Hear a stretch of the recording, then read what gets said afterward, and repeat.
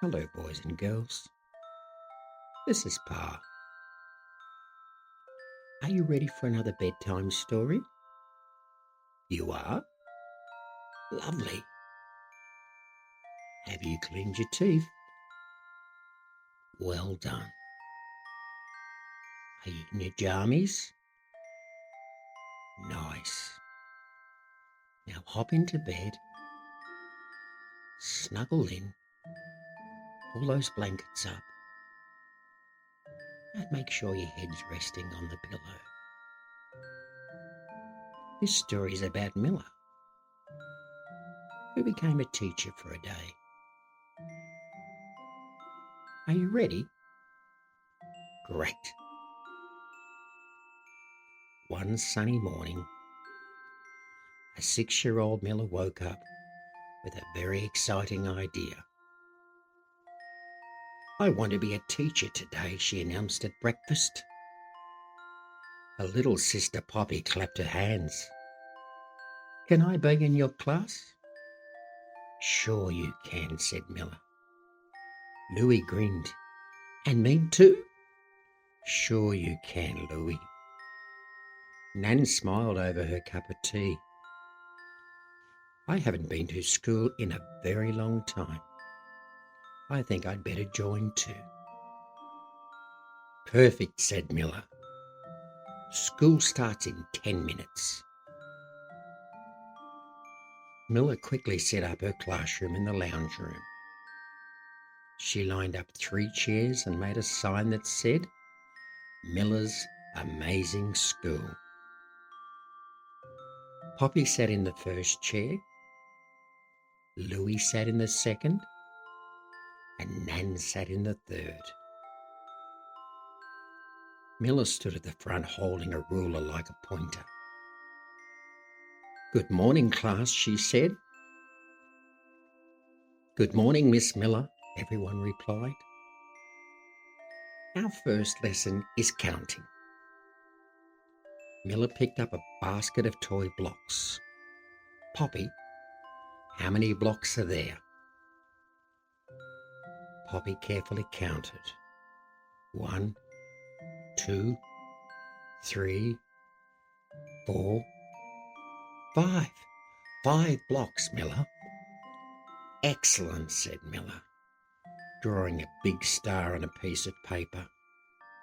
Next, Mila held up 7 blocks for Louie. Louie counted slowly and proudly. 7. Wonderful work, said Mila. She then turned to Nan. Nan, can you count 10 blocks? Nan pretended to think very hard.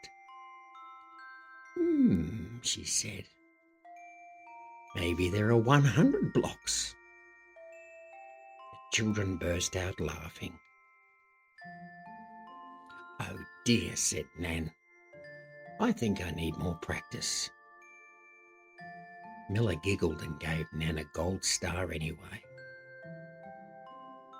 Next came reading time. Mila chose a picture book and showed everyone the pages. Who can tell me what this animal is, she asked. A dog, shouted Louie. A puppy, said Poppy.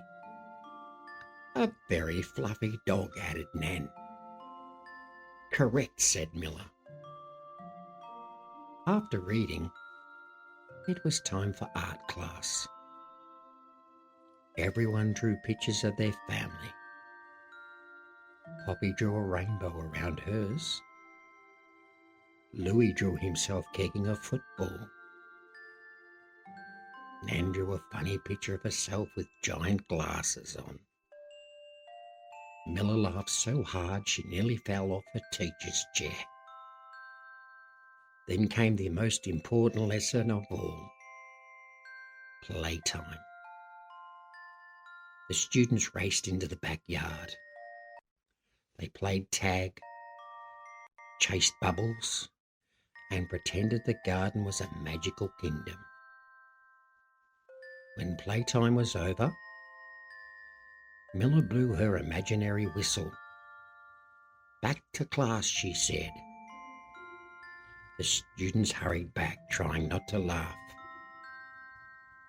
For the final lesson, Mila taught kindness. What is something kind you can do, she asked. Poppy said, share my toys. Louie said, help someone if they fall over.